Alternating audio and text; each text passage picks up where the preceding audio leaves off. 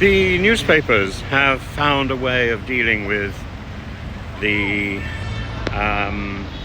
riots in Southport and London, and the Daily Mail has attributed these riots to Russian propaganda.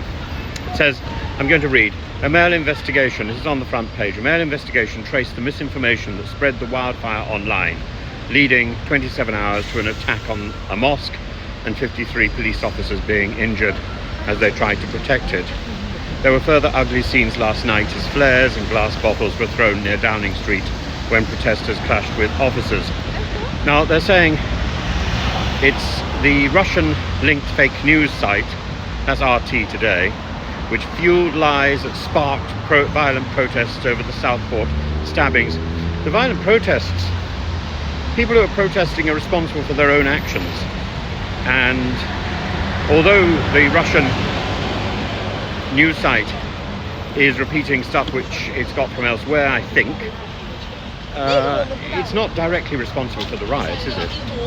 The riots have been stirred up by false claims that a triple murder suspect was an asylum seeker called Ali al-Shakati, who arrived in the UK on a small boat and was on the MI6 watch list.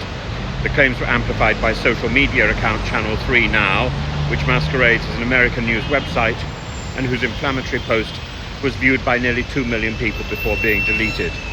The allegations were leapt on by Russian state media, hard-right activist Tony Robinson, and misogynist influencer Andrew Tate, who added fuel to the fire by telling his 10 million followers that an illegal migrant had stabbed 6 little girls, adding "wake up."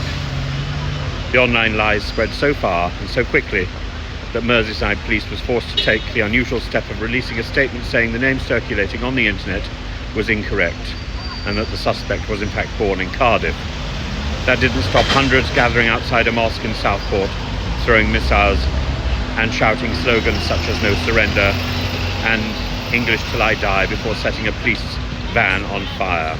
Southport MP Patrick Hurley blamed Tuesday's clashes on a swirling morass of social media lies and propaganda, and last night riot police were tackling unruly crowds outside Downing Street.